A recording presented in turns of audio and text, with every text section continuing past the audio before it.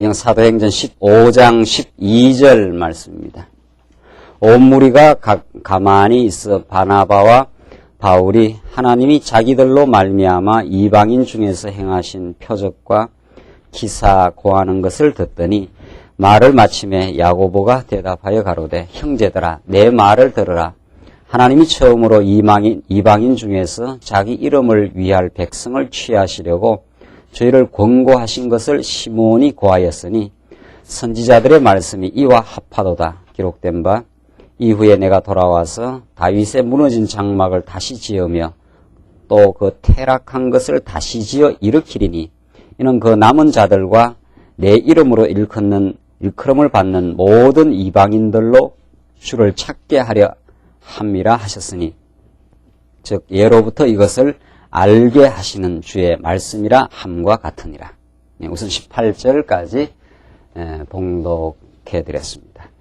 우리는 하나님 말씀을 우리가 대할 때 특히 오늘과 같은 그 사도행전의 그 말씀을 우리가 살피면은 이것이 우리 직접적으로 우리들과는 좀 거리가 있는 말씀으로 느껴집니다. 왜냐하면 오늘 우리가 살피는 그 사도행전의 말씀은 2000년 전 역사적 상황을 전제하고 있고, 그 당시 초대교회의 어떤 그 상황 속에서 일어난 일을 통해서 하나님이 그 교회를 설립해가고 교회를 세워가는 그런 그 내용으로 되어 있습니다. 그러다 보니까 이게 지금 우리들에게는 직접 일어나는 그 일은 아니라는 거죠. 그 과정적으로, 현상적으로 본다면은, 여러분, 우리 지난 시간 그 15장 내용 살핀 대로, 바나바와 그 바울이 이방 땅의 복음을 이제 전파하고 돌아왔는데, 이방인들이 이제 성령을 받고 복음을 받아들여 하나님의 자녀가 되었다는 그 사실,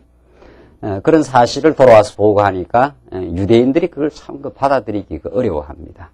왜냐하면 너무도 오랜 시간, 수천 년에 걸쳐 유대인들은 자기들만 하나님의 백성이라고 하는 아주 배타적인 그 선민의식이 강렬했기 때문에 이방인들에게 그 하나님의 은혜가 흘러 넘쳐간다는 이 사실인데, 그것이 이미 역사적 사실로 이루어지는데 그 사실을 사실로 받아들이지를 못합니다. 그것이 이제 인간의 편견이라고 합니다. 그 편견이 그렇게 무섭습니다. 인간이 어떤 치우친 견해를 가지고 있으면 이미 엄연한 사실로 이렇게 진행되는 건데도 그 사실을 부인합니다. 참 놀라운 사실이, 또 놀라운 사실이라네요.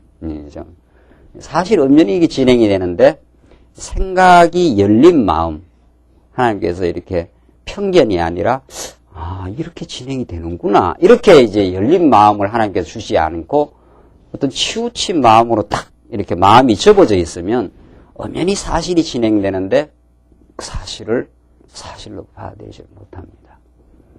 이게 이제 죄라는 거죠. 죄라는 것이 우리 밑에 그 뿌리 박혀 있어서 우리 온갖 아집, 편견, 온갖 마음의 족쇄들을 뒤에서 묶고 있습니다. 사실은. 그래서 유대인들이 이걸 지금 받아들이지 못해요. 그래서 이제 예루살렘에 이제 회의가 이루어진 거예요. 요즘 말하면은 우리 당회, 노회, 총회 이런 거 있잖아요. 이 총회가 이제 벌어진 거예요. 이거 도대체 어떻게 이걸 이방인들에게 복음이 전파된다는 사실을 어떻게 우리가 이걸 해석을 해야 되느냐? 이걸 어떻게 하나님의 뜻으로 우리가 이걸 받아들여야 되느냐? 이런 지금 논란이 지금 벌어지고 있습니다. 그래서 바리새인들 중에는 계속해서 이방인들에게 할례를 주고 모세의 율법을 지키는 것이 마땅하다. 이런 유대주의자들의 주장이 나오고 그에 대해서 반박하는 것이 베드로가 그에 대해서 반박을 하고 나옵니다. 그게 아니다. 왜 우리 조상들도 능히 매지 못하던 그 멍에를 제자들의 목에 두려고 하는가? 그 율법을 구약시대 때 우리 조상들도 못 지켰는데 왜 지금 그걸 지키려고 하느냐? 이런 이야기들이 지금 계속 진행됩니다.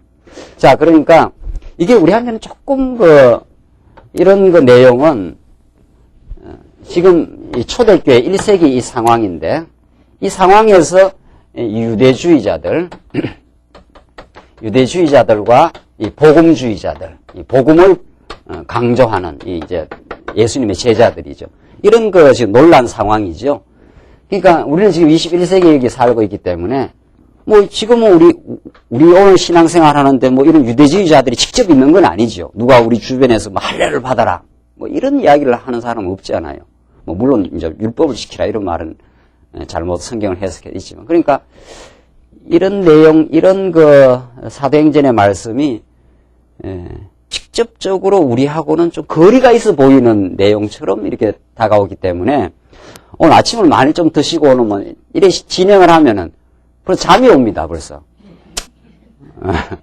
이 뭐 별로 뭐 유대주의자들 그러고 뭐 할례 받으라 그러고 뭐 할례라는 건 뭐 우리하고 지금 직접 관계가 있는 내용도 아니고, 그러나 이 당시는 굉장히 이게 심각하고 뭐 아주 문제 이슈를 떠오르고 이건 아주 죽느냐 사느냐의 문제고 말이지. 지금 이런 문제예요. 근데 우리한테는 지금 뭐 당장 내 지금 사업이 어려워가지고 여러 가지 복잡한 일이 많고 뭐 이러니까 이 내하고는 조금 거리가 있으니까 제가 이렇게 서로 이렇게 말씀을 전개를 하면은 아침을 특히 많이 드시고 오시면 내하고는 별 관계가 없는 뭐 그냥 신학적인 이야기구나. 이거는 무슨 목사들이나 신학적으로 이런 거 연구할 때 사도행전 15장 이런 말씀을 연구해서 그렇게 연구를 하겠구나. 이렇게 해서 내하고는 벌써 이렇게 거리감이 생기고 그렇게 됩니다. 그래서 이 성경의 그 진미로, 그 성경의 그 진수로 이렇게 들어가기가 조금 이렇게 어려울 수가 있어요. 근데 사실은 이건 역사적 상황이지, 사도행전은 이런 유대주의와 복음주의자들 간의 그 갈등을 통해서 참으로 전달하고자 하는 것은 그 하나님의 그 은혜를 전달을 해요. 어떤 이런 역사적 사건과 논쟁 속에서 지금 초대교회의 그 교회 설립이 이루어지는 걸 통해서 결국은 전달하고자 하는 것은 언약도 이루시는 그 하나님의 은혜를, 그 하나님의 어떤 그 주권을, 인간이 뭐 공로를 세워서 하나님의 백성이 되거나 교회의 멤버가 되는 것이 아니라 하나님의 주권과 그 은혜로 이 모든 것이 교회가 설립되고 교회의 멤버가 되고, 이 베드로가 그걸 깨달은 거 아니에요? 베드로 자기는 그렇게도 그 어리석게 몇 번이나 예수님을 부인하고 어리석은 삶을 살았지만은 예수님이 부단히 베드로를 버리지 아니하고 부활하시고 또 찾아오시고 내가 나를 사랑하느냐 하면서 재확인을 시켜가면서 베드로를 마침내 그 사도로 삼아서 하나님의 교회의 그 멤버로 삼아 주심. 그게 하나님 은혜라는 거죠. 그러니까 우리가 오늘 이 사도행전 말씀 들을 때 이런 그 역사적 상황을 빨리빨리 이렇게 읽어나가면서 쭉 읽어나가면서 이것이 본질적으로 무엇을 지금 전달하려고 하느냐. 그 근본 주제로 우리가 쭉쭉 이렇게 들어가는 게 중요해요. 그래야 우리는 이 말씀을 우리가 지금 21세기 오늘 사는 우리가 지금 듣고자 하는 거거든요. 자, 그럼 지금 이 시각을 가지고 15장을 보시면 더 이제 실감이 나는 거죠. 우리 지난 시간 그 11절 말씀 보십시오. 우리가 저희와 동일하게 주 예수의 은혜로 구원받는 줄을 믿노라 하니라. 이게 베드로의 강력한 주장이었어요. 무슨 소리 하느냐? 지금 할례 지키고 율법 지키라는 말은 인간이 공로를 세워서 하나님께 나아가라는 이야기인데 그게 아니다. 우리가 이방인이든 뭐 유대인이든 할 것 없이 우리가 저희와 동일하게 했지 않습니까? 그렇죠? 구원 얻는 건 뭐 이방인이든 구원이든 할 것 없이 동일한 원리가 적용이 된다는 거죠. 뭘로? 주 예수의 은혜로 구원 받는 줄을 믿노라. 이게 포인트예요. 이게 이제 유대주의자들은 공로로, 인간의 어떤 인간 공로를 자꾸 내세워가지고 하나님 앞에 나아가려고 하는데 그게 아니다. 하나님의 은혜로만 복음주의자들은 이 복음을 절대 가치로 깨닫는 사람들 하나님의 은혜로 되어지는 것이다. 이게 이제 베드로의 주장이에요. 자, 이렇게 베드로가 주장하니까 두 주장이 팽팽하게 지금 맞섰지 않습니까? 그렇죠? 지금 유대주의자들은 이방인들에게 할례를 받게 하고 율법을 지키게 해야 된다. 그래야 마땅하다. 그러니까 베드로가 그걸 반박하고 나왔죠. 이 두 주장이 팽팽하게 지금 맞섰어요. 지금 이 예루살렘 이 회의의 분위기를 지금 여러분들이 연상을 하시겠습니까? 그래야 잠이 안 와요. 지금 아주 팽팽한 지금 우리가 지금 예루살렘 회의로 가는 거예요. 여기서 지금 말씀을 들으면 안 돼. 어디로 가야 돼? 우리 마음이 여기로 가야 되죠. 이 두 주장이 팽팽하게 지금 회의 석상에서 바리새인이 등장해가지고 지켜야 된다. 그리고 베드로가 그걸 반박하고 아니다. 하나님의 은혜로 우리가 구원 얻는 줄 너희가 알지 못하느냐 하면서 팽팽하게 붙었어요. 양 그 주장을 객관적으로 판정하는 사람이 야고보예요. 이 야고보가 지금 등장해요. 야고보가 그 당대에 그 교회의 큰 지도자였는데, 그 야고보가 등장해서 이 베드로의 입장을 그 지지해 주면서 이제 이 회의의 그 방향을 복음적으로 나아가도록 그렇게 지금 정리해 주는 게 지금 야고보의 주장이에요. 한번 보십시오. 온 무리가 가만히 있어 바나바와 바울이 하나님이 자기들로 말미암아 이방인 중에서 행하신 표적과 기사 고하는 것을 듣더니, 그러니까 온 무리가 그 두 주장을 팽팽한 그 대립되는 주장을 가만히 있어서 들었어요. 하하, 이게 지금 어떤 게 맞느냐, 지금 이렇게 듣고 있는 거죠. 말을 마침에 야고보가 대답하여 가로되, 야고보가 이제 등장한 거예요. 형제들아, 내 말을 들으라. 하나님이 처음으로 이방인 중에서 자기 이름을 위할 백성을 취하시려고, 이 굉장히 중요한 표현이에요. 자기 이름을 위할 백성을 취하시려고 하나님께서 택한 백성을 부르시고 사랑하는 것은 궁극적인 의미는 자기 이름을 위해서 그래요. 자기 이름의 영광을 그 택한 백성을 통해서 드러내려고, 자기 이름이 여호와이심을 언약대로 이루시는 신실한 분임을 드러내려고 이제 백성을 취하신 거라는 거죠. 취하시려고 저희를 권고하신 것을 시몬이 고하였으니 선지자들의 말씀이 이와 합하도다 기록된 바. 야고보가 아하, 이 두 주장 가운데 베드로의 주장이 맞다. 이방인들도 은혜로 구원한다는 게 맞는데, 그거 왜냐하면 선지자의 말씀에 우리가 살펴보면은 구약을 근거로 이제 그 자기 주장의 그 논거를 삼는 거죠. 어떤 주장의 그 근거를 갖다 대는 거예요. 그게 바로 이 선지자의 말씀이에요. 16절, 이후에 내가 돌아와서 다윗의 무너진 장막을 다시 지으며 또 그 퇴락한 것을 다시 지어 일으키리니 이는 그 남은 사람들과 내 이름으로 일컬음을 받는 모든 뭐라 그랬습니까? 이방인들로 주를 찾게 하려 함이라 하셨으니, 이게 명백하게 선지서에 이렇게 기록되어 있지 않느냐. 즉 예로부터 이것을 알게 하시는 주의 말씀이라 함과 같으니라. 그러니까 이방인들이 주께로 돌아온다는 것은 이미 구약시대 때부터 예언된 사실이다.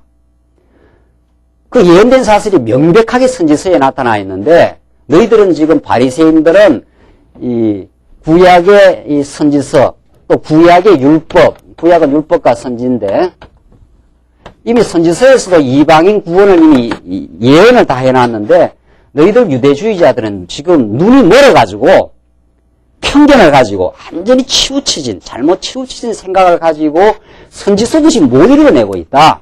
이방인에게 구원이 당연히 넘어가는 거지. 예수님이 오시고 나면은 당연히 이방인들도 은혜로 구원 얻고, 우리 유대인들도 구약시대 때 뭐 율법 지켜서 구원 얻은 게 아니다. 다 우리가 광야 때 율법을 다 범했던 우리가 죄인들이다. 은혜로 구원 얻은 거 아니냐. 이렇게 복음답게 지금 야고보가 지금 증명을 해가는 거죠. 그러므로 해놨어요. 19절. 그러므로 내 의견에는 이방인 중에서 하나님께로 돌아오는 자들을 어떻게 하고? 괴롭게 말고, 그 사람들을 괴롭히지 말라 말이지. 그 사람들한테 자꾸 괴롭혀가지고 너희들 이래야 된다, 저래야 된다, 할례 지켜야 된다, 율법 지켜야 된다.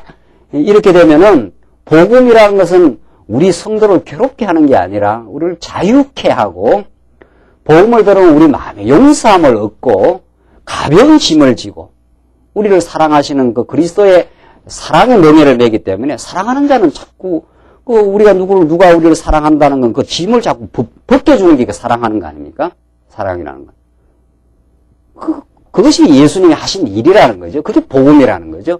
그런데 이방인들한테 자꾸 그런 무거운 짐을 잘못된 가르침으로 그들을 괴롭게 하지 말라는 거예요. 그러니까 야고보가 베드로 사도의 그 복음적 주장을 이제 지지해 준 거죠. 선지서 말씀을 통해서. 그러니까 이게 이제 교회 회의예요. 이게 교회. 참 멋있는 교회 회의예요.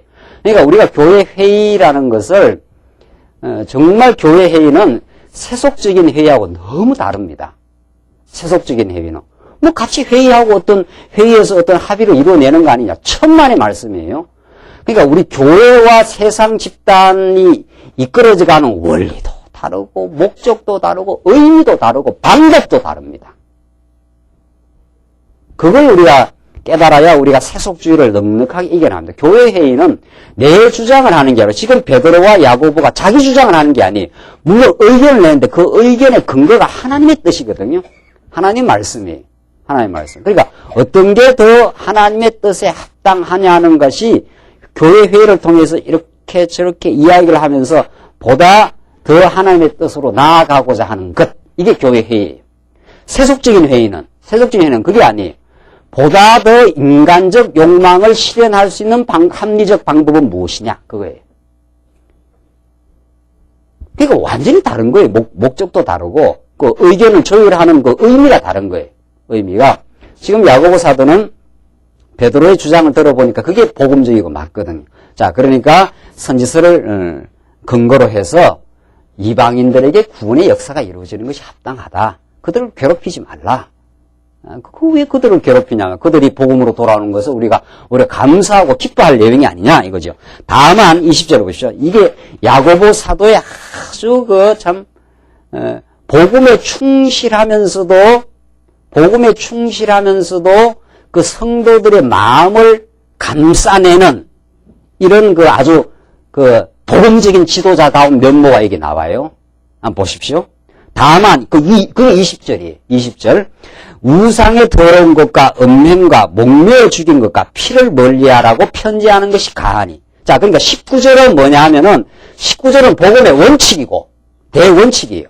이방인들도 하나님의 그 은혜로 구원 얻으니까 그들에게 뭐 강요하지 마라. 율법 지키라고 이런 말 못한다. 그 대원칙을 일단 선포했죠. 20절은 뭔가 하면은 20절은 자, 그러니까 유대주의자들과 복음주의자들이 갈등이 있는데 이 유대주의자들 가운데도 예수를 믿는 사람이 있어요. 예수를 지금 믿긴 했는데 아직은 어디 전통에 빠져 있습니까? 구약 전통, 구약을 지켜야 된다는 그 잘못된 전통이 좋은 전통이 아니에요. 구약을 지켜야 된다는 잘못된 전통에 빠져 있기 때문에 아직은 복음 안에서 충분히 마음의 자유함과 해방을 못 받았습니다. 그런 사람이 있을 수 있지요. 여러분들 이 말씀 운동에 와서 이미 굳건하게 뿌리를 내리고 완전한 해방과 정말 이 마음의 자유와 어떤 그 실행과 도전이 와도 견고한 뿌리를 내리는 사람이 있어요. 뭐 그런 사람은 문제가 되질 않는 거예요. 모든 문제가. 그렇죠? 그래요? 안 그래요? 이번 사람 뿌리를 견고하게 내려버린 사람은 뭐 그 사람 말 때로는 욕을 해도 상관없고 그 사람 뭐 좀 돌봐주지 않아도 상관없고 그 사람은 이제 큰 사람이에요. 이미. 그 사람은 뭐 걸리는 게 없는 거예요. 걸리는 게. 구말리 그 창공을 헐헐 날아다니는 사람과 마찬가지예요. 그러니까 뭐 누가 뭐라 그래도 뭐 그러냐 하고 뭐 아무 마음에 걸림이 없어요. 그런데 아직 말씀 운동에서 뿌리를 견고하게 못 내리신 분들은 아직은 지금 이제 말씀을 듣긴 했지만 과거의 관습도 남아있고 아직 과거의 생각도 있고 또 과거의 어떤 마음의 상처 같은 게 충분히 아직 해소되지 않는 상태가 있을 수 있습니다. 그런 분들은 어떤 그 이야기를 너무 거침없이 해버리면은 툭툭 마음에 걸려요. 걸린다니까요, 그게. 그래서 이 교회라는 것이 이제 조금이라도 더 자유롭고 마음이 견고하고 든든한 분이 아직은 연약한 성도를 자꾸 배려하고 돌보고 나는 그게 안 걸려요. 이미 견고한 사람은 그게 안 걸릴 수가 있어요. 어떤 문제나 어떤 사안이나 어떤 말이 그건 별로 그 문제가 되지 않는단 말이죠. 그러나 아직은 견고하지 않거나 지금 아직은 마음의 상처가 충분히 해소되지 않는 사람에게는 어떤 간단한 말이라 그게 크게 와닿습니다. 그 차이를 우리가 빨리 감지하는 게 교회가 성장한다는 뜻이에요. 교회는 내가 이건 문제가 되지 않는다 해서 즉 상대방이 문제가 안 되는 게 아니에요. 나는 문제가 안 되지만 상대방은 문제가 크게 될 수가 있습니다. 그래서 인간은 여러분들 이 복음을 복음답게 깨닫는다는 것은 하나님을 하나님답게 깨닫는다는 뜻이고 하나님을 하나님답게 바르게 알아간다는 건 인간을 인간답게 이해한다는 거예요. 인간이 이제 상대방을 이해하게 돼요. 난 그 문제가 안 되는데 저 사람한테 왜 저렇게 문제가 된다고 저렇게 아글아글 되냐 말이지. 당신은 문제 아니냐? 그렇지 않아요. 나는 문제가 안 되지만 그 사람한테는 큰 문제가 돼요. 큰 문제가. 무심코 돌을 하나 던졌는데 그 맞은 깨구리는 뭐라 그런 거예요? 예? 우리가 장난치는 식으로 이렇게 깨고 돌을 던지면은 그 던진 사람은 장난으로 던지면 그 맞는 사람은 직통으로 맞으면 깨부리는 거 죽어요. 죽는다니까요. 그래서 야고보 사도의 이 탁월한 그 지도 감각을 한번 보십시오. 복음의 원칙을 분명히 했지요? 그건 분명히 복음주의자 베드로의 주장이 옳았다. 분명히 딱 못을 박았어요. 이건 하나님의 은혜로 구원 얻는다. 뭐, 율법 지켜라. 이런 헛된 소리 하지 말라. 분명히 박았지요? 그러나 어느 쪽을 지금 이해를 해주고 있습니까? 이 유대주의자들. 예수를 믿긴 했지만 아직은 이 사람들은 충분히 자유를 못 얻은 사람이에요. 그러니까 아직은 절절절절 매고 있는 사람이에요. 그게 어린애. 약해요, 아직은. 약해요. 그러니까 이 사람들은 이방인들이 목매어 죽인, 여기 나오잖아요? 여기 우상에 더러운 것, 음행, 목매어 죽인 것, 피를 이게 전부 다 구약율법에 나오는 것들, 이런 걸 하지 마라 그런 거예요. 그러니까. 그런데, 이방인들은 예수를 믿고 이방인들은 이런 구약의 율법이 없었기 때문에 우상 음식 마음대로 먹는 거예요. 마음대로. 이방인들이 구원받고 나서 이 사람들은 그런 율법이 과거에 없으니까 목매어 죽인 거 아니라 개 같은 거 목 확 매가지고 개고기 먹어도 아무 상관없는 거예요. 그러나 유대인들은 그거만 보면 벌벌벌 떠는 거예요. 큰일 나는 거예요, 그걸. 구약이 그렇게 하지 말라! 이랬으니까. 목매어 죽인 거, 피 같은 거, 음행, 이런 거는 그걸 하면은 자기 존재가 흔들리는 듯한 그런 느낌을 갖는 거지요. 그러니까 야고보 사도가 이 복음의 원칙에 철학에 딱 못을 박아주되 이 사람들이 약하니까 약한 사람들을 좀 배려해가지고 그 율법을 지키라 하는 건 아니지만 그런 것들은 걸림돌이 되니까 그 사람들한테 피해주라. 지금 그 말이죠. 피해주도록 하라. 얼마나 이 야고보, 그러니까 이게 여러분들 성경을 깊이 보면 이게 야고보 사도가 이렇게 잘한 게 아니라 이제 표면적으로는 야고보 사도가 이렇게 했지만 이 야고보 사도 속에 그 영혼을 사랑하는 마음이 그리스도의 마음이 들어가니까 이런 말이 나오는 거예요. 그러니까 너무 경직된 원칙주의자들은 이름 치고 나가지요. 원칙이다 하면 끝나요. 원칙이다 하면 끝나는 거지. 더 말할 거나 있어요. 그 경직된 원칙주의자들 아니에요? 그렇죠? 우리가 그럴 가능성이 있다는 거죠. 그 야고보는 딱 복음의 원칙을 견고하게 딱 주장을 하고, 그 다음에 아직 그 원칙에 못 따라오는 사람들을 배려하는. 그렇죠? 얼마나 이게 전체를 균형 있게 하면서도 원칙을 지켜가면서도 그 약한 사람들을 자꾸 배려해서 그 사람들이 걸림돌이 되지 않도록 복음의 원칙으로 나올 수 있도록. 왜냐하면 나오는데 시간이 걸리니까. 그렇죠? 야고보 사도나 베드로 사도도 처음부터 원칙에 굳건히 선 사람이 아닙니다. 그래서 제가 그림을 늘 이렇게 그리잖아요. 처음부터 이렇게 예수의 장성한 분량까지 이렇게 나가는 사람 있냐 말이죠, 세상에. 이 사람하고가 지금 복음을 이해하고 삶을 이해하는 그 이해의 깊이와 그 토대가 같겠느냐, 달라요. 이 사람이 지금 여기까지 오는 데는 시간이 걸려요, 시간이. 그러니까 이 사람이 이 사람을 배려할 수밖에 없는 거예요. 배려할 수밖에. 이게 교회 생활이에요. 교회 생활이라는 거. 그러니까 교회 생활은 여러분들 그렇게 생각하시면 돼요. 빨리 가는 게 문제가 아니에요. 같이 가야 되거든요. 같이 가려면 빨리 가는 사람이 누구 보조를 맞춰야 됩니까? 늦게 가는 사람 보조를 맞추는 수밖에 없어요. 늦게 가는 사람. 이렇게 늦게 가는, 그게 눈높이라는 거예요. 늦게 가요. 빨리 가는 사람, 자기 실력껏 빨리 가버리면 뒤에 사람 못 따라가거든요. 그래서 저쪽에 자꾸 보조를 맞춰가면서 한 걸음, 이제 전진하는 방향을 잡아주는 거죠. 이게 얼마나, 이거 멋떨어진 회의예요. 이 교회, 이 지금 예루살렘 회의가. 그래서 다만 우상에 더러운 것과 음행과 목매어 죽인 것과 피를 멀리하라고 편지하는 것이 가니 그렇게 하는 게 좋겠다는 거예요. 그래야 원칙도 살고 지금 아직 예수를 믿지만 유대주의적 사고방식에 빠져가지고 힘들어하는 그 사람들한테는 그 힘든 걸 좀 제거시켜 주라는 거예요. 그렇게 해야 그 사람들이 더 깊이 이제 예수 안으로 들어오고 나면은 그게 아니구나 하면서 전날에 어리석었던 것들을 다 털어낼 수 있다는 거죠. 그런데 중간에 그 걸림돌에 걸려버리면 오기도 전에 걸려버리니까 이쪽으로 나오기도 전에 뭐에 더 걸려버리면은 이쪽으로 나오지도 못하고 여기서 무너져 버리잖아요. 그런 경우가 많은 거예요. 우리 주변에는. 그래서 참 우리가 그런 것들을 충분히 배려하지 못해서 참 우리 주변에 이 말씀을 듣다가 중간에 자꾸 중도 하차하는 경우가 생겨요. 그럼 우리는 중도 하차하면 또 뭐라 그래요? 다 하나님의 예정대로 될 거라고. 그런 말 자꾸 쓰는 거 아니에요. 예정력이 모르는 사람이 있습니까? 여기에? 이게 지금 말씀 운동 와서 예정론과 작정론 모르는 사람이 있어서 그 말을 지금 쓰느냐 말이죠. 지금 중도 하차되고 있으면, 우리가 뭔가 걸려있는 부분이 있을 수는 있겠구나. 우리가 충분히 배려 못한 건 뭔지. 혹시라도 우리에게는 문제가 안 됐지만은 그 사람에게는 문제된 실수는 없었는 건지. 그렇게 하라고 하나님께서 지금 자꾸 돌아보게 한 겁니다. 거기다 예정론 쓰는 거 아니에요?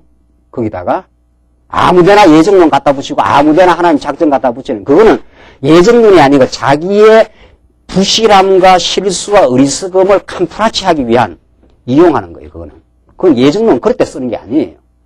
예정론 하나님이 영원 안에서 우리를 영원히 예정하셨다고 하는 하나님의 은혜를 선포할 때 쓰는 말이지 지금 현상에서 지금 성도가 어려워하고 힘들어하는데 거기다 예정론 갖다 대가지고 지금 쓰는 거 아니에요. 그러니까 지금 범주착오로 한 거예요. 지금 쓸 때 써야 되고 안 쓸 때 안 써야 돼요. 그 말은 분명히 아무렇게나 쓰는 거예요. 그러니까 애들이 아무렇게나 말 쓰는 거 아니야. 그렇죠? 부모가 무슨 지나가는 말로 했는 거는 또 말이지. 애들은 맥락도 없이 부모가 한 말이니까 이제 쓰는 거 있지. 또. 그러니까 이게 지금 우리가 이 말씀을 깨달아가는 것이 이거 만만찮아요. 이거 들으면 금방 이해가 되는 것 같아도 그걸 균형을 잡고 바르게 잡아가는 데는 많은 정말 공부와 시행착오와 이 과정을 우리가 거쳐가는데 지금 오늘 야고보 사도가 이는 뚜렷한 원칙을 지금 말하고 그러면서도 그 연약한 지금 아직은 예수를 믿지만 유대주의에 사로잡혀 있는 자들을 지금 배려하는 모습. 21절. 이는 예로부터 각성에서 모세를 전하는 자가 있어 안식일마다 회당에서 그 글을 읽음이니라 하더라. 그러니까 이렇게 이제 해준 것은 각성에서 모세를 전하는 자가 있어. 이게 율법을 전하는 자죠. 안식일마다 회당에서 그 글을 읽고 있는 사람들이 있는 거예요. 그 누구들이? 지금 복음은 전파되는데 이 유대주의자들은 아직도 모세를 자꾸 뭔가 지켜야 된다. 이렇게 생각하는 거예요. 이 사람들은 거기서 못 벗어나. 그러니까 이방인 중에서 예수를 믿는 사람들이 율법에 걸리는 것들, 음행이나 목매어 죽인 거나 피라든가 이 피 같은 거는 절대 유대인들은 못 먹게 하는. 그게 구약에 피 속에 생명이 있다. 그래가지고 말이죠. 그런 것들 피해주라. 그 사람들이 너무 힘들어하는 것은 피해줘야 그 사람들이 걸리지 않고 예수를 이제 믿는 쪽으로 들어오지 않겠느냐. 지금 그런 거죠. 자, 22절. 자, 이런 야고보 사도의 아주 지혜로운 그 판단과 처방이 이제 일어나니까 22절로부터 어떻게 됩니까? 이제 그래서 이걸 예루살렘 공회가 수용을 했습니다. 그래서 이걸 가지고 이 편지를 써서 이제 보내는 거예요. 쭉 각 지방에. 자, 이렇게 처리하는 것이 가장 지혜롭고 합당해 보인다. 22절 보시죠. 이에 사도와 장로와 온 교회가 그 중에서 사람을 택하여 바울과 바나바와 함께 안디옥으로 보내기를 가결하니. 이게 이제 회의에서 이제 안디옥으로 보내기를 가결했어요. 곧 형제 중에 인도자인 바사바라 하는 유다와 실라더라. 그 편에 편지를 붙여 이르되 사도와 장로된 형제들은 안디옥과 수리아와 길리기아에 있는 이방인 형제들에게 문안하노라. 그런즉 우리 가운데서 어떤 사람들이 우리의 시킨 것도 없이 나가서 말로 너희를 괴롭게 하고, 이게 이제 잘못된 유대주의자들. 그렇죠? 이 지금 그 예루살렘은 쉽게 말하면 본부 아니에요? 지금 이 말씀을 신학적으로 정리하는 요즘으로 하는 그 총회나 마찬가지. 딱 이게 신학적 문제가 생겼을 때 이게 어떤 것이 올바르다. 이걸 이제 가결하고 정리하는데, 이 어떤 사람들이라는 건 이 잘못된 유대주의자들이에요. 이 사람들이 너희를 자꾸 괴롭혀합니다. 자꾸 이방인들한테 할례를 지켜야 된다. 율법을 지켜야 된다. 이렇게 해서 예수 안에서 얻은 자유를 다시 그 종살이로 만드는 그런 자들이 지금 있다는 거죠. 자, 그러니까 나가서 말로 너희를 괴롭게 하고 마음을 혹하게 한다 하기로 이런 현상들이 자꾸 일어난다는 거예요. 그러니까 교회 지도부는 지금 성도들을 마음을 혹하게 하고 괴롭게 하는 잘못된 가르침이 들어오는지 안 들어오는지는 살펴요. 그게 이제 그 교회 당회고 노회고 그렇습니다.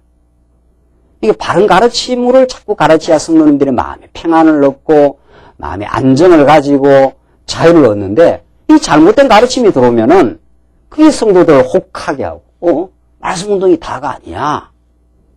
이런 말이 나오는 거죠. 그렇게 해서 자꾸 이제 성도들이 마음의 괴로움을 얻고 마음이 혹하게 될 때 자꾸 정리를 해주는 거죠. 25절. 사람을 택하여 우리 주 예수 그리스도의 이름을 위하여 생명을 아끼지 아니하는 자인 우리의 사랑하는 바나바와 바울을 함께 너희에게 보내기를 일치 가결하였노라.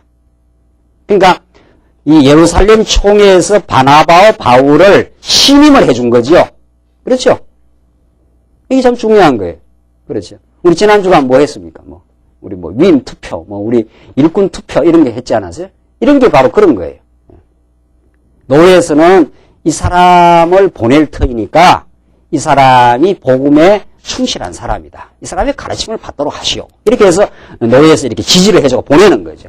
그런 그 사람은 하나님으로부터 우리는 근본 지지를 받아요. 근본 우리 지지는 하나님으로부터 인정과 지지를 받는데 그 교회적 생활에서는 그 과정적 지지도 굉장히 중요합니다.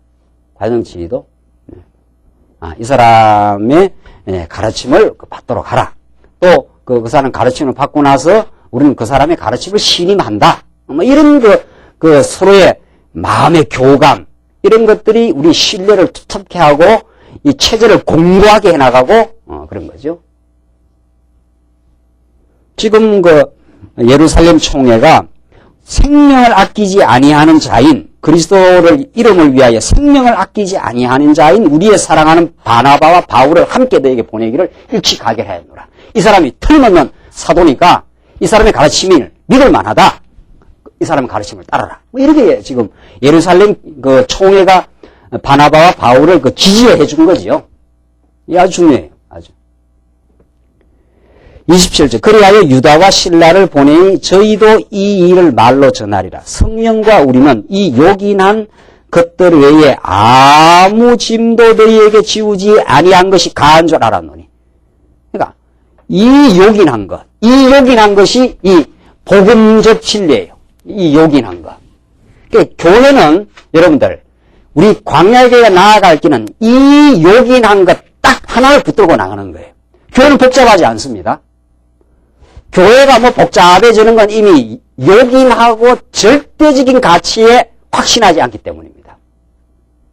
제가 교회를 인도해가는 원리도 그래요. 웬만한 거는 이럴 수도 있고 저럴 수도 있는 거예요. 소풍을 갑시다. 수리산으로 갈까요? 청계산으로 갈까요? 그거가 싸울 일이 있습니까? 물어봅시다.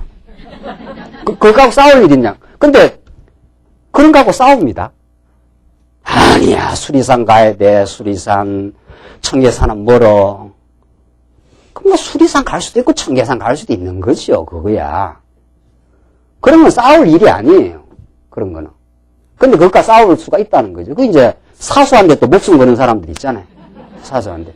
교회는 정말 모든 조직이 그런데 알고 보면은 교회라는 이 신령한 조직은 더 그러합니다. 요긴한 거 하나 딱 붙들고 나가면 돼요. 거기에 성도들의 마음과 뜻과 그 모든 그 삶의 의미를 거기다 모아나가면 당연히 이럴 수도 있고 저럴 수도 있는 거예요. 청계산을 가도 좋고 수리산을 가도 좋고 조금 늦게 해도 좋고 조금 빨리 해도 좋고 그거야. 그걸로 싸울 일 없는 거예요. 그걸로. 그 교회를 하다 보면은 말이죠. 이럴 수도 있고 저럴 수도 있는 그런 거는 그러니까 자꾸 교회에서 지도자가 자꾸 세워지는 것은 중요한 게 중요한 걸로 알아가는 사람을 많이 세워지는. 그래서 웬만한 일은 당신 좋은 대로 하십시오. 당신 굳이 그렇게 하시면 그렇게 하십시오. 이렇게 되는 거죠. 그게 결정적인 건 아니거든요. 결정적인 거는. 어떤 게 더 중요하고 절대적이고 요긴한 거냐? 이 복음의 원칙이에요. 이걸 포기할 수가 없는 거예요. 이거는 목숨 걸고 하는 거죠. 복음을 복음대로 증거하는 일, 복음의 원칙 따라 교회가 가야 된다는 거, 이걸 우리 포기할 수 없는 거죠. 이거는. 여기는 목숨 걸고 싸우는 거죠. 그 외에는 이럴 수도 있고 저럴 수도 있는 거예요. 그럼 얼마나 우리가 자유로워지는지 몰라요. 마음이. 중요한 것과 중요하지 않는 것을 구분하는 이 지혜. 이게 하나님 말씀이 주는 원칙이에요. 근데 이게 신앙이 미숙하면은 모든 게 다 중요해. 뭐, 밥 먹는 것도 중요하고, 뭐 하는 것도 중요하고, 이것도 중요하고. 그 다 중요한 게 중요한 게 없는 거예요, 그 사람은. 사실 알고 보면. 잡다한 것 뿐이 없는 거죠. 중요한 건 복음을 깨닫고, 하나님을 알고, 그 하나님을 더 알기를 바라는 그런 마음으로 우리가 많이 모죠. 그 웬만한 것들은 그 안에서 소화가 되고, 그 안에서 뭐 양보할 건 양보하고, 그렇게 지나가고, 또 조금이라도 더 여유가 있는 사람이 양보를 합니다, 또. 그럴 수 있겠습니다. 청계산 가지요, 뭐. 좀 멀더라도, 뭐. 꼭 청계산 주장하는 사람은 청계산 근처에 사는 사람이에요. 그 사람은 벌써 말은 뭐 청계산이 뭐 좋고 해도 실제 그 명분하고는 다른 그 실리가 있어요. 자기가 여기 올라가면 멀거든. 그거는 또 말 안 해. 그건 말 안 하고 청계산이 훨씬 아름답고 좋다고. 또. 그러냐고. 그걸로 가자고. 그렇게 하고 말아야지. 그걸 또 아름다운 게 여기가 더 아름다고 싸웠습니다. 싸움. 그 어린애들끼리 싸우는 거지. 그래서 성령과 우리는 이 요긴한 것 외에 아무 짐도 너에게 지우지 아니하는 것이 가한 줄 알아. 이 요긴한 거 하나 딱 붙으면 딴 거는 포기한다 이 말이죠. 양보할 건 양보해버리고 또 배려할 건 배려해버리고. 그게 지금 예루살렘 총회에 세운 복음의 원칙이에요. 그래서 29절 우상의 제물과 피와 목매어 죽인 것과 음행을 멀리할지니라. 요 네 가지는 이건 유대인들이 너무 힘들어하는 거니까. 이 사람들이 아직도 이 구약적 관습에서 못 벗어나가 이걸 막 지켜야 되는 줄로 알고 있는데 이런 것들을 예수 믿은 이방인들이 막 턱턱턱턱 해버리면은 어이구 저 사람들하고는 상종 못할 사람들이다. 다시는. 이렇게 해서 그리스도 안에서 한 몸이 되어야 될 지체 간에 아주 결렬이 일어난다든가 아주 막 그렇게 되면 그 사람들이 막 아주 지독한 선입견을 갖게 되죠. 저 이방인들은 아주 좀 상대 못할 인간들이다 말이죠. 그 상대 못할 인간이 아니거든요. 근데 이 사람들이 워낙 힘들어하는 것을 저쪽에서 해버렸기 때문에 여기서는 그런 이제 반격이 나가는 거죠. 그래서 그런 거예요. 우리 인간관계가 복잡해지고 어려워지는 것은 저쪽에서 굉장히 힘들다 그러면 빨리 인정을 해줘야 됩니다. 나는 안 힘들어도. 근데 뭐라 그래? 또 90도 고집을 씌야. 나는 안 힘든데 당신은 왜 힘드냐 이러거든요. 저쪽은 힘들어요. 힘들어 죽겠다는 거야. 유대주의자들은 그것만 음행과 목매어 죽인 것만 보면 막 기급을 하는 사람들이란 말이죠. 근데 이방인들은 아무렇지도 않거든요. 이 사람들은 율법이 없는 사람들이니까 뭐 목매어 죽인 고기 좀 먹으면 어떠냐 하고 꾸역꾸역 또 먹어. 그럼 저쪽에서는 이제 기급을 하는 거지. 그럼 저 사람들은 이제 상종 못할 사람들이다. 그러니까 복음에서 충분히 만날 수 있는 사람들이 복음 외적인 요소로 갈등과 분쟁이 생겨버리면 그 다음에는 감정이 상해버리기 때문에 다시는 상종을 안 해버리는 거죠. 그러니까 더 중요한 것에서 만날 수 있는 사람들이 덜 중요하고 사소한 걸로 충돌을 일으켜버리고 나면 그 다음부터는 결렬이 일어나는 거예요. 그게 인간관계가 복잡해져서 그래지는 것은 그렇게 되는 거거든요. 항상. 그래서 더 중요하고 더 본질적인 것이 무엇이냐. 이게 우리가 복음을 추구하는 사람들 아닙니까? 그래서 더 중요하고 더 본질적인 걸, 더 요긴한 걸 추구하는 사람들은 덜 중요한 걸 덜 중요하게 처리하는 지혜가 생긴다는 거죠. 복음이 아니면 안 돼요. 천하 없이 여러분들 별로 뭐 방법을 다 써보십시오. 인간관계가 풀리는가? 안 풀립니다. 복음 외에는. 그래서 복음에서 만납시다. 복음에서 우리는 하나가 될 수 있습니다. 다른 거는 뭐 조금이라도 여유 있는 사람이 야고보가 이렇게 멋있는 처방을 잘 내려가지고 이걸로 이제 다 각 교회 편지를 다 보냈다는 거죠. 그게 얼마나 문제가 이제 해소가 됩니까? 원칙이 살아나고 그 사람들을 배려하고 하니까 이게 잘 해소가 되는 거죠. 그래서 이에 스스로 상자면 잘 되리라 평안함을 원하노라 하였더라.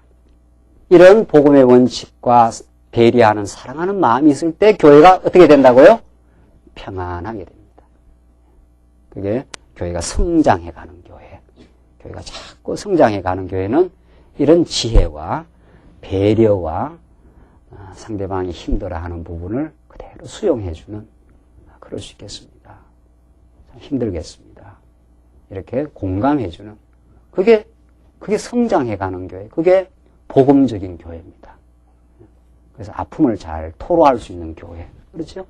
내가 참 힘들다, 아프다는 이야기를 우리 지체들한테 자꾸 이렇게 털어내올 수 있는 그런 좋은 분위기. 그게 좋은 교회예요. 좋은 교회라는 게 여러분들 뭐예요? 복음의 원칙이 살아있고 서로의 아픔을 이렇게 털어내놓을 수 있고 위로받을 수 있는 교회. 그렇지 않아요? 그게 좋은 교회예요. 나쁜 교회는 어떤 교회예요? 잘못된 교회는 어떤 교회예요? 복음의 원칙이 삐뚤어져 있고 복음의 원칙이 삐뚤어져 있으니까 전부 다 이렇게 경직돼 있어요. 사람들이. 그래가지고 말이죠. 약점 안 보이려고 막 딱 하고 말이죠. 교회 와서 딱 넥타이 메고 와서 말이죠. 딱 그냥 깨끗하게 있다가 막 쫙 빠져나오고 말이죠. 그게 안 좋은 교회예요. 안 좋은 교회. 자꾸 배려가 있는 교회. 상대방의 아픔을 공감해주는 교회. 그렇게 해서 위로를 받는 교회. 그래서 그 위로 속에서 성장이 있는 교회. 위로를 받아보십시오, 사람이. 그리스도의 위로를 받고 마음의 상처의 위로를 받으면 힘이 생기고 살아갈 그 삶의 의미를 다시 공급을 받아요. 그게 말씀으로부터 근본적으로 주어지고 그 다음에 관계 속에서 주어집니다. 이게 지금 베드로와 야고보 사도가 착착 복음의 원칙을 살리면서 정말 온 교회를 평안케 하려고 하는 그 지혜로운 지금 처방을 지금 해가고 있습니다. 이 30절 보시면 저희가 작별하고 안디옥에 내려가 무리를 모은 후에 편지를 뭐라고 했습니까? 전하니. 이게 그 내용의 편지예요. 중요한 거는. 편지에 시시콜콜한 게 중요한 게 아니라 그 요긴한 복음의 원칙과 그 유대인들을 아직도 경고하지 않는 유대인들을 그 배려하는 사랑의 마음. 그것이 전달이 된 거 아니에요. 그러니까 31절 읽고 그 뭐라 그랬습니까? 위로한 말을 어떻게 해요? 기뻐하더라. 이게 좋은 교회라는 거 아니에요. 자꾸 좋은 교회는 말씀으로 위로가 되고 우리 지체가 교제를 하면 자꾸 그 위로가 돼요. 아픈 이야기를 하면 자꾸 잘 들어주는 교회. 그렇죠? 그래서 성도들은 다 힘들고 아픈 부분이 있거든요. 그걸 자꾸 이야기를 하면 잘 그걸 있는 그대로 잘 받아주는 교회. 그렇죠? 그러면 기쁨이 옵니다. 위로가 되고 나면 그 새로운 하나님 안에서 정말 우리를 새롭게 하시는 그 그리스도의 그 살아있는 말씀과 용서와 그와 함께 하심이 이렇게 각성이 되고 새로운 깨달음이 생기거든요. 그러니까 이 교회 와서 말씀을 듣고 위로를 받고 서로 교제하면서 되면 새로운 삶의 터전으로 나갈 그 무장과 힘이 생겨서 나가는 거죠. 사업 현장으로, 다시 가정의 현장으로 돌아갈 때, 오늘 예배가 마치고, 이 교제가 마치고 집으로 돌아갈 때는 그런 새로운 이렇게 느낌을 가지고 삶의 현장으로 돌아가는 거죠. 그게 좋지 않는 교회는 여기 와서 말씀도 제대로 원칙이 살아나지 않고, 교제에서도 교제도 별로 되지도 않고, 교제가 아니라 상처받는 소리만 자꾸 듣고, 그럼 집에 갈 때 되면 어때요? 다시는 오나 봐라 말이지. 이렇게 되는 거예요. 그렇게 되는 거예요. 가고 별로 마음에 느낌도 없고, 가서 이상한 소리나 들었단 말이에요, 자꾸. 이렇게 되는 거죠. 그 편지의 내용이 그런 거예요. 지금 편지의 내용이. 제가 그걸 풀어서 좀 설명하니까 그런. 그 위로한 말을 기뻐하더라. 그 기쁨이 있는 거죠. 복음을 듣고 위로를 들으니까. 32절. 유다와 실라도 선지자라. 여러 말로 형제를 권면하여 어떻게 해요? 굳게 하고. 그러니까 유다와 실라도 같이 갔는데 여러 말로 형제를 권면하고. 권면 참 좋은 말입니다. 이거 정말 권면이라는 말. 권하고 면려한다. 자꾸 북돋운다는 거예요. 성도를 격려한다 이런 뜻이에요. 성도님 괜찮습니다. 성도님 지금 하는 일을 성령께서 역사하시면 충분히 해낼 수 있습니다. 사람 자꾸 우리가 약해질 때가 있거든요. 야, 내가 이 모양인데 이 목사를 하겠나 말이지. 이 장로를 하겠나, 이 권사를 하겠나 이렇게 삶에서 우리가 범죄하고 어리석음에 빠지는 그러면 낙심할 때가 있어요. 그때 여러분들 이 강단 말씀으로만 되는 게 아닙니다. 물론 말씀으로도 바로 위로가 되고 권면이 돼서 이렇게 살아날 수도 있고, 그 지체가 신방을 하고 이렇게 하는 건 다 그런 권면이 괜찮습니다. 우리가 다 실수할 수가 있는 겁니다. 그러나 하나님께서 형제를 사랑하시고 충분히 그 일을 잘 감당해낼 수가 있습니다. 말씀을 의지하고 새 힘을 가지고 승리하십시오.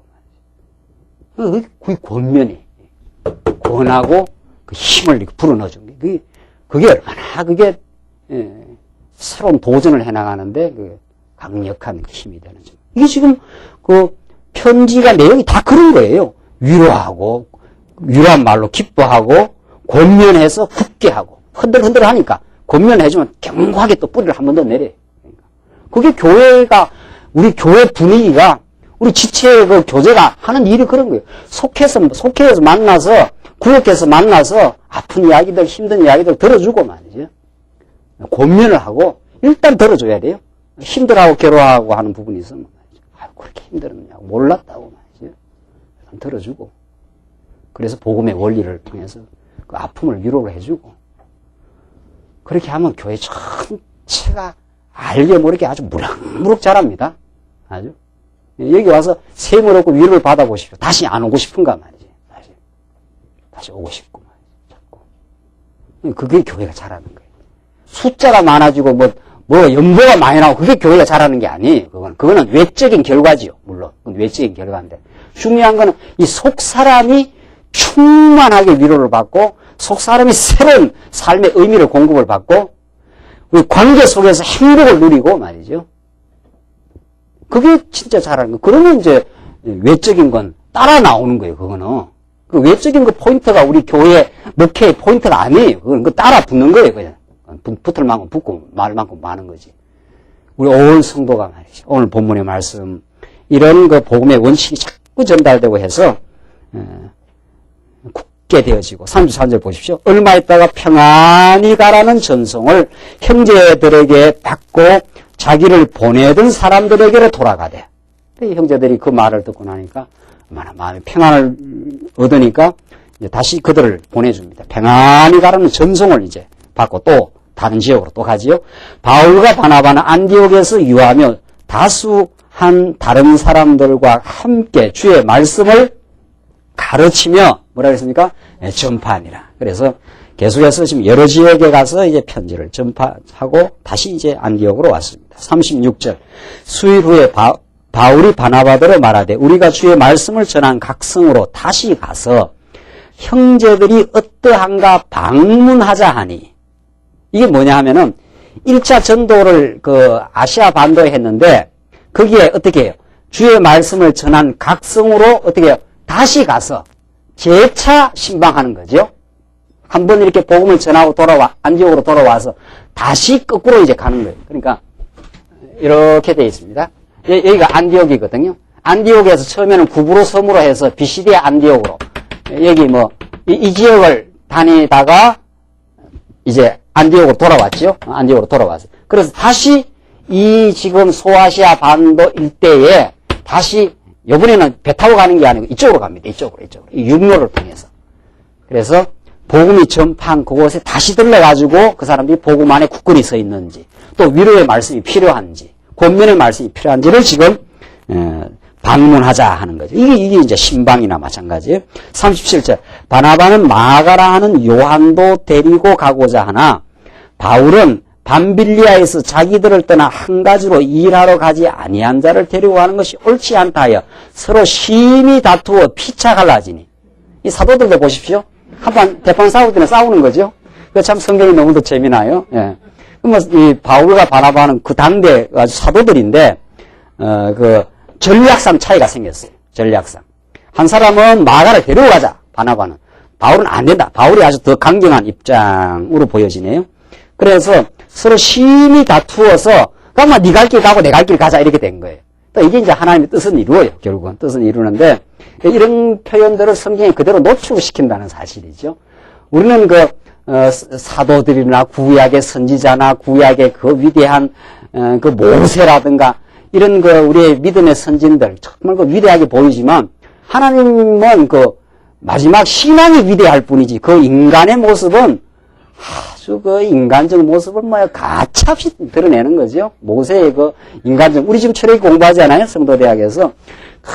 내가 지금 말이 둔해서 못 가겠습니다. 이 자식아, 네가 가라 하냐? 하나님, 가라! 말이지. 이렇게 모세를 또 책망도 하시고. 이 바나바와 바울이 서로 또 싸워가지고 아주, 그것도 그냥 싸운 것도 아니래요. 심히 다투었대요. 심히. 이래가지고, 이제 갈라서 바울은 바울대로, 바나바는 바나바대로 이렇게 가게 됩니다. 이런 성경을 다 노출시키는 거죠. 이런 인간적인 면모를 다 노출을 시켜서 그 인간이 위대하지 않다는 걸 성경은 아주 요소에 그 못을 박아버려요. 그래서 다 이렇게 부족하고 때로는 실수 있지만 하나님이 다 붙들어서 사랑해서 또 일꾼으로 쓰면 쓴다는 거지. 그 사람이 위대하고 그 사람이 뭐 똑똑하고 뭐 분별 인력이 있어 쓰는 게 아니라는 거죠. 다 성령께서 그런 분별력도 주시고 깨닫게 하신다는 거죠. 자, 그래서 이렇게 됨으로 이제 바나바는 좀 약간 이제 뒷전으로 물러나게 됩니다. 그다음부터는 바울의 사역이 아주 본격화됩니다. 이제 이 일 이후에. 자, 40절. 바울은 신라를 택한 후에 형제들에게 주의 은혜의 부탁함을 받고 떠나 수리아와 길리기아로 다녀가며 교회를 굳게 하니라. 16절. 계속 보시다. 이거 계속 이어지는데, 바울이 더베와 루스드라에도 이르러 거기 디모데라 하는 제자가 있으니. 여기가 더베와 루스드라. 여기 소아시아. 그러니까 처음에는 이렇게 백길로 갔고, 그 다음에는 수리아를 지나서 이렇게 더베와 이쪽, 이게 아시아 반도 안 터키 땅 아닙니까? 여기에 처음으로 이제 복음을 전했던 곳이거든요. 바울이 이제 여기에 가서 이제 복음을 전하는데 아주 중요한 부분이 나와요. 자, 이제 디모데라는 제자가 있었다고 그러지 않았어요? 그런데 2절 보십시오. 디모데는 루스드라와 이고니온에 있는 형제들에게 칭찬을 받는 자니 바울이 그를 데리고 떠나고자 할새 그 지경에 있는 유대인을 인하여 그를 데려다가 뭐를 행했다 그래요?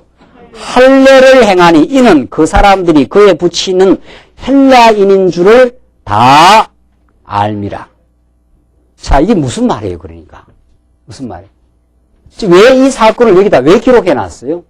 자, 디모데가 있었는데, 디모데는 모치는 유대 여자요. 그 1절에 나오지요? 그 모치는 믿는 유대 여자요. 부치는 뭐라 그랬습니까? 헬라인이에요. 이방인이에요, 그러니까. 그러니까, 어머니는 유대인이고, 부치는 헬라인이에요. 그런데 앞에 예루살렘 그 회의의 원칙으로 봐서는 뭐 하자 그랬습니까? 할례를 하자 말자 그랬어요. 할례를 할 필요 없다 그랬지요? 이 복음의 원칙을 쌓았지 않았어요? 그렇죠? 그래서 단지 유대인들이 그 힘들어하는 4가지 목매어 죽인 거, 피, 음행, 뭐 이런 것들만 조심해라. 좀 피해주는 게 좋겠다. 이렇게 했지 않았어요? 근데 바울이 이제 이 소아시아 지방으로 갔어요. 그런데 거기 디모데가 있는데 어머니는 유대인이고 아버지는 헬라인이에요. 자, 그런데 그 3절 다시 보십시오. 여러분들 이 말씀이 왜 여기 있는가 그걸 알아야 돼요. 바울이 그를 데리고 떠나고자 할새 그 지경에 있는 누구를 인하여? 유대인들을 인하여 그를 데려다가 어떻게 해요? 할례를 행하고. 자, 이상해요. 할례를 하지 말자 그랬잖아요. 여기서. 그런데 바울이 딱 상황을 보니까 유대인들이 많아. 그러니까 할례는 이건 해도 되고 안 해도 그만이에요. 바울 입장에서. 근데 유대인들이 많으니까 디모데의 어머니가 뭐 유대인이고 아버지가 헬라인이잖아요. 그러니까 이 사람은 이방인의 그 피가 흐르는 거지요. 그러니까 사도 바울이 디모데에게는 뭐를 행해버린 거예요? 할례를 행해버렸다는 거예요. 자, 그러니까 바울이 얼마나 이게 그 자유롭습니까? 그러니까 소위 말해서 교조주의자들, 그 법에 묶여있는 그 경직된 사람은 아니에요, 바울이. 원칙은 그렇게 할례 행하지 말자 했는데 상황을 가보면 상황이 딱 바뀌었어요. 지금 디모데가 아버지가 헬라인이니까 유대인들이 많단 말이에요. 그러니까 이 사람한테는 할례를 해버리는 게 디모데가 거기에서 신앙생활을 하고 또 유대인들과의 갈등을 해소하는 데는 오히려 더 좋겠다. 이렇게 바울이 판단한 거예요. 그러니까 원칙 하나를 굳건히 붙들고 상황 따라서 바울은 자유자재로 그걸 바꿉니까? 바꿔냅니다. 이게 이제 복음주의자예요. 이게 말씀에 굳건한, 이걸 지금 사도 바울은 고린도전서 9장으로 한가 봅시다. 고린도전서 9장으로. 어떻게 이걸 표현하고 있는가? 고린도전서 9장. 이게 굉장히 중요한 부분이에요. 고린도전서 9장 19절로 한가 봅시다. 이 지금 상황을 바울이 어떻게 지금 서술하고 있는가 우리가 한번 보면은 이제 오늘 결론이 나는데 19절, 9장, 고린도전서 9장 19절 말씀입니다. 내가 모든 사람에게 어떻게 해요? 자유하였으나 스스로 모든 사람에게 종이 된 것은 더 많은 사람을 얻고자 함이라. 유대인들에게는 내가 유대인과 같이 된 것은 유대인들을 뭐 하고자? 얻고자 하며 율법 아래 있는 자들에게는 내가 율법 아래 있는 자같이 있지 아니하나 율법 아래 있는 자같이 된 것은 율법 아래 있는 자들을 얻고자 하며 율법 없는 자들에게는 이 이방인들이에요. 율법 없는 자들에게는 내가 하나님께는 율법 없는 자가 아니요 도리어 그리스도 율법 아래 있는 자나 율법 없는 자와 같이 된 것은 율법 없는 자들을 얻고자 함이라. 약한 자들에게는 내가 약한 자와 같이 된 것은 약한 자를 얻고자 하며 여러 사람에게 내가 여러 어떻게 해요? 모양이 된 것은 아무쪼록 몇몇 사람을 구원코자 함이니. 이게 바울의 아주 자유자재하는 원칙에 굳건하되 자유자재로 자기 삶을 변형해 나가는 아주 융통성이 있는 그런 신앙인의 아주 고차원적인 신앙인. 신앙 성숙한 사람. 이 저차원적인 신앙인은 뭐 하나 조문에 묶여가 꼼짝달싹도 못해. 뭐 하지 마라 하면 막 달싹 꼼짝을 다. 법이요! 하고 이제 또 법 가지고 이제 달라들고 이제 그러는 거죠. 물론 법 지켜야 돼요. 법 지키지 말라는 이야기가 아니라 그 법을 운용하는 사람이 돼야지. 우리 예수 믿는 사람은. 교회 정관이나 법이나 모든 걸 규칙 속에 밑에 들어가는 사람이 아니라 규칙을 우리가 만들고 규칙을 활용하고 그 규칙을 그때그때마다의 성도의 신앙 성장을 위해서 규칙을 활용해야 되지요. 그렇죠. 그 바울은 약한 사람한테는 약한 사람이 됩니다. 이게 굉장히 중요해요. 여러분들에게 신앙이 있습니까? 여러분들에게 재물과 실력과 인간적인 힘이 있습니까?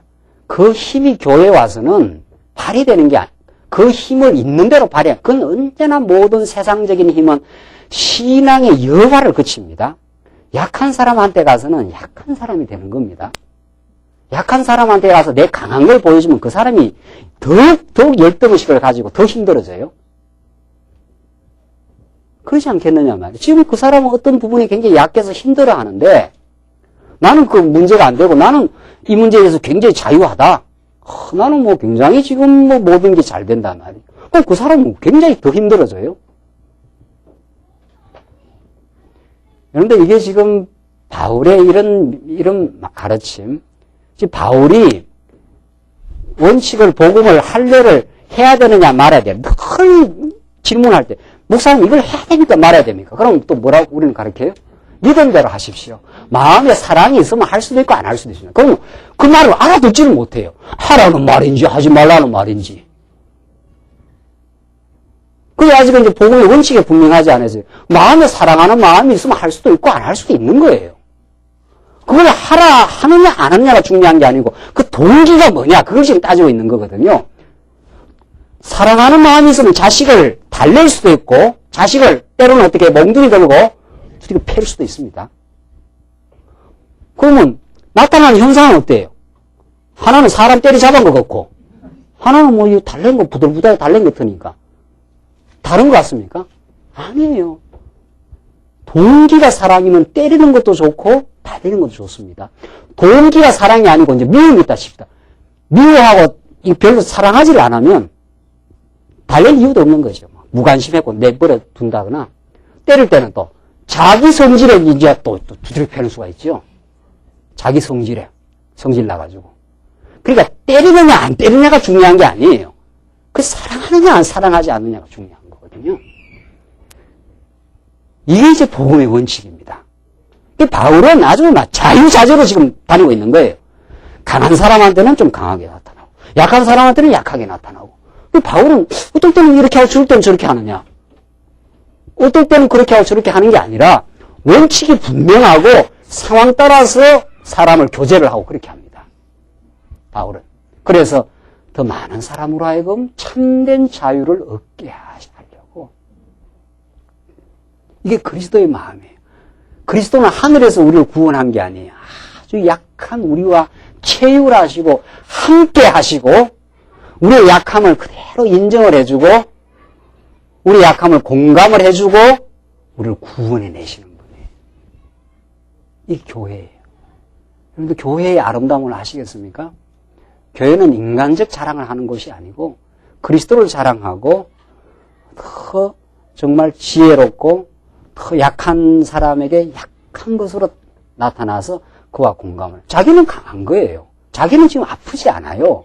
그러나 그 아픈 사람을 보면 자기도 아픔을 같이 느끼는 거.